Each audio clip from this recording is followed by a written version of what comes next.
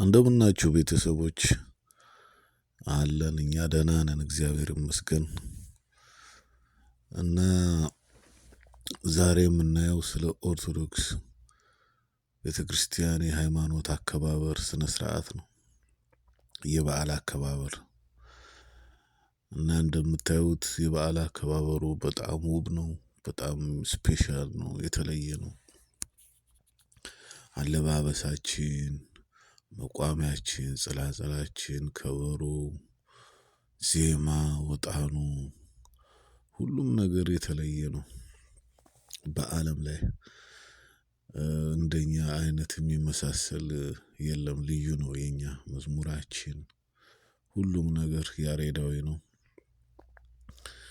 እና በጣም ደስ ይላል። በበዓሉ ላይ መገኘት ራሱ መንፈስን ያድሳል፣ ነፍስን ደስ ያሰኛል። እና የበዓሉን አከባበር